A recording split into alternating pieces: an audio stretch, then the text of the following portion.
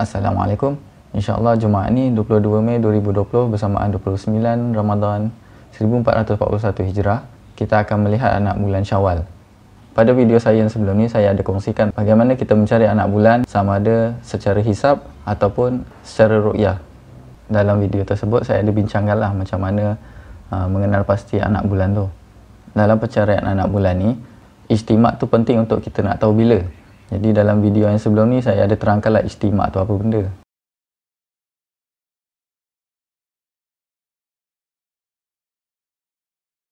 Sekarang mudah, banyak software, banyak juga apps yang kita boleh gunakan untuk nak mengenal pasti bila anak bulan tu boleh kelihatan. Yang paling mudah adalah menggunakan phone. Ini apps yang saya gunakan, Hilal Calculator. Okey, kemudian kita ubah kriteria ni kepada Malaysia 1992. Okey, kita nak mencari anak bulan Syawal 1441 Hijrah, kemudian kita tekan execute. Okey. Ijtimak berlaku pada 23 Mei pukul 1.39 minit pagi. Okey, maksudnya kalau nak ikutkan dekat sini, kita dah tahu dah. 23 Mei ni sebenarnya hari Sabtu. Sedangkan kita dah menetapkan hari melihat anak bulan adalah pada 22 Mei iaitu hari Jumaat. Okay, daripada data sini kita boleh nampaklah kalau kita melihat anak bulan pada 20 Mei, anak bulan tidak akan kelihatan. Jadi kalau katalah ternampak bulan sabit pada waktu tu, itu bukan anak bulan tapi itu adalah bulan tua.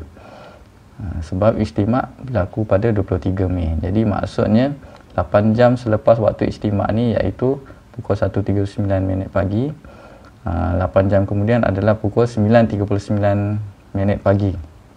Jadi pukul 9.39 minit pagi 23 Mei tu baru kita boleh nampak anak bulan sepatutnya lah. Jadi kalau ikut kat sini kita dah tahulah 1 Syawal akan jatuh pada 24 Mei iaitu hari Ahad. Jadi kalau ikut daripada sini mudah je lah kita akan menyambut raya pada hari Ahad.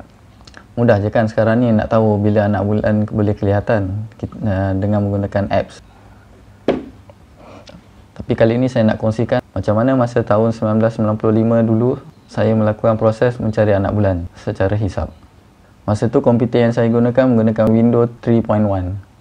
Saya terpaksa instalkan balik Windows 3.1 untuk nak gunakan software yang saya gunakan pada tahun 1995 dululah. Saya ada kongsikanlah macam mana saya masukkan Windows 3.1 tu ke dalam Raspberry Pi.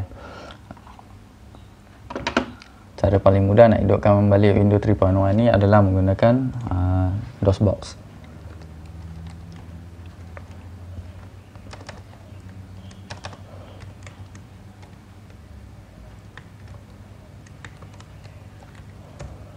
Saya dah instalkan Windows 3.1 saya tu dekat dalam satu folder OS Win 31 ni lah.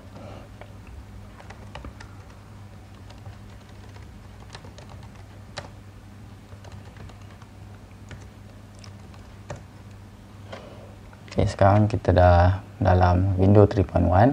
Software yang saya gunakan masa tu adalah dipanggil Distant Sun. Okay, ni dia. Okay, kita kena masukkan beberapa setting. Contoh when and where. Okay, ini saya dah masukkan koordinat tempat saya iaitu di Batu Pahat. Okay, seperti biasa kita akan melihat anak bulan pada 29 hari bulan Hijriah. Iaitu pada Jumaat inilah kita dekat Malaysia. Jumaat ni 29 Ramadan bersamaan dengan 22 Mei.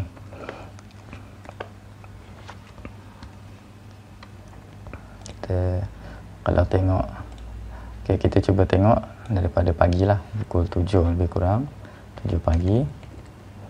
Okay, kemudian set ni adalah langit pada pukul 7 pagi hari Jumaat nanti. Okay, sebelum tu ada setting lain yang kena buat iaitu view mode ni horizon. Untuk membantu kita memahami keadaan peta dekat langit ni, saya kena hidupkan lagi lah beberapa garis-garisan yang boleh membantu kita untuk imagine lah dekat mana kedudukan dia sebenarnya. Okey. Okey, garisan hijau ni, yang ini adalah kita punya horizon lah ataupun kaki langit. Waktu 7 pagi ni kita boleh nampak bulan kat sini dan matahari baru nak terbit. Boleh tengok tu kalau ikutkan matahari terbit 6.59 pagi. Okey, ini adalah keadaan di langit pada hari Jumaat nanti. Okey, kita boleh tengok. Okey, fasa bulan pada ketika itu adalah 0.98. Maksudnya ini adalah bulan tua.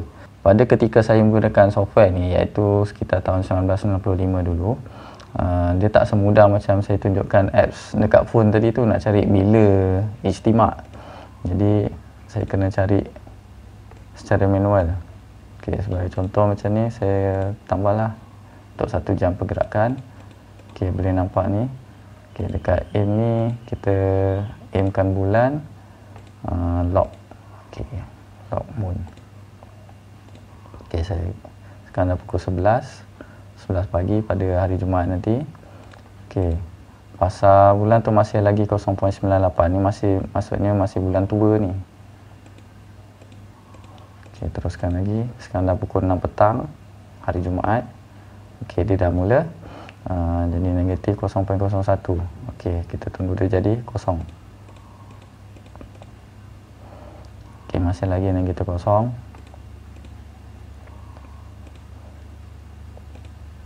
Okey, dah nampak waktu ketika ni lah lebih kurang perubahan fasa tu menjadi kosong. Okey, kita cuba gerakkan perlahan-perlahan.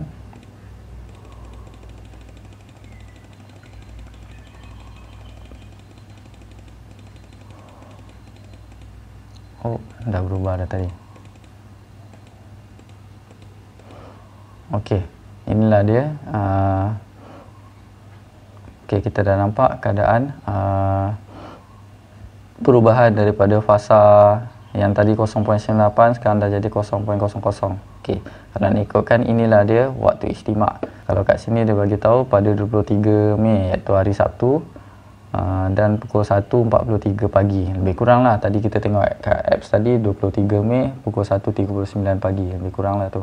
Software ni pun dia dah lama sangat kan, sebelum tahun 2000 lagi. Okey, saya tutup dulu ni. Okey, kita zoom outkan sikit. Garisan merah ni sebenarnya ini adalah lintasan matahari dan juga planet-planet. Maksudnya kita akan dapati kat garisan ni lah akan berada matahari ke planet-planet yang lain lah. Okey, unlock dulu.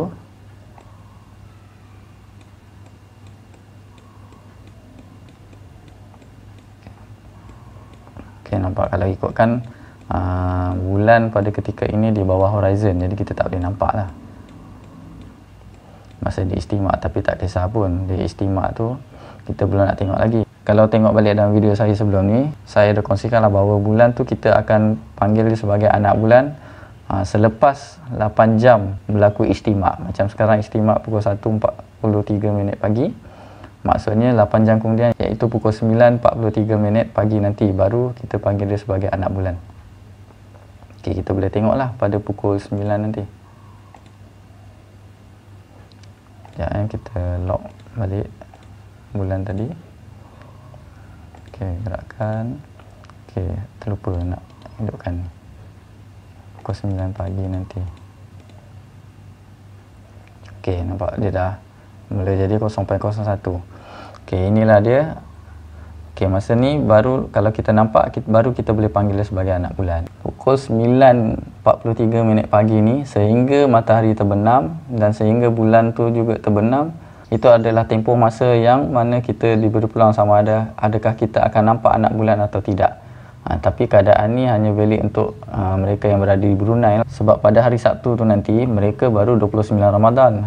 Jadi penentuan untuk mereka, kalau mereka tak nampak anak bulan pada hari Sabtu tu, mereka kena lengkapkan 30 hari dalam bulan Ramadan. Tapi kalau macam situasinya kita kat Malaysia ni, kita 29 Ramadan tu pada hari Jumaat. Jadi kalau kita tak nampak, kita kena cukupkan 30. Jadi hari 30 tu kalau tak nampak pun, memang hari seterusnya tu kita kena ambil sebagai bulan baru lah. Sebab bulan Hijriah ni kan kita cuma ada 29 ataupun 30 hari sahaja. Jadi macam kalau diorang dekat Brunei ni, diorang ada tempoh masa daripada pukul 9 pagi ni sampai waktu maghrib dia nanti. Itulah tempoh masa mereka melihat anak bulan. Sama ada terlindung dengan awan ke ataupun tidak, itulah penentuan dia. Tapi insyaAllah lah, diorang boleh nampak tu anak bulan. Jadi kita akan menyambut hari raya sama-sama juga dengan Brunei pada hari Ahad nanti. Okay, saya sengaja telah teruskan ni untuk nak melihat bulan ni sampailah maghrib nanti. Okay, tu kejap lagi. Matahari dah nak terbenam. Sebenarnya kita boleh tengok ni bila waktu matahari terbenam. Pukul 7-9 minit matahari terbenam. Tak apalah, kita tengok bulan kat sini kan. Okey. Pukul 7.43 minit petang tu nanti kat Malaysia dengan bulan pun dah terbenam. Itu saja perkongsian saya pada kali ini.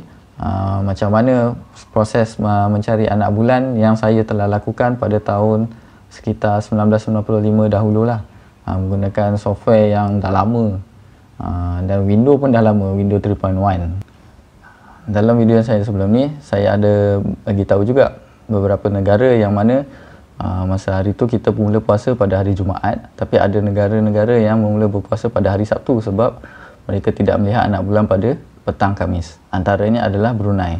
Jadi pada hari Jumaat nanti, kita kat sini memang 29 Ramadan, tapi Brunei baru 28 Ramadan. Dan mereka 29 Ramadan adalah pada hari Sabtu. Dan pada hari Sabtu tu, setelah kita melihat data tadi, insya-Allah Brunei boleh nampak, kita pun dekat Malaysia pun boleh nampak anak bulan. Cuma bezanya kita pada hari Sabtu tu adalah 30 Ramadan, sedangkan Brunei baru 29 Ramadan. Dan insya-Allah Brunei dan kita juga akan sama-sama menyambut hari raya pada hari Ahad. Kita tahu dalam bulan Hijriah ni hanya ada 29 hari ataupun 30 hari. Pada 29 hari itulah kita akan melihat anak bulan. Sekiranya pada 29 hari bulan tu kita tidak melihat anak bulan, maka kita perlu cukupkan menjadi 30 hari untuk bulan tersebut. Dan sekiranya kita melihat anak bulan pada 29 hari bulan tu, maka besoknya dah masuk bulan baru. Ada pelbagai faktor kenapa kita tak boleh nampak anak bulan. Antara yang paling mudah adalah awan mendung. Dan walaupun kita tidak dapat melihat anak bulan hanya kerana disebabkan awan mendung, maka itu juga sudah cukup untuk membuatkan kita perlu untuk cukupkan 30 hari. Macam mana pun benda ni terpulanglah pada pendapat ulama'. Di kesempatan ini saya nak mengucapkan selamat berpuasa dan juga selamat menyambut hari raya yang bakal kita sambut insya-Allah pada hari Ahad ni nanti. Selamat hari raya, maaf zahir dan batin. Sehingga kita berjumpa lagi dalam video yang seterusnya. Assalamualaikum.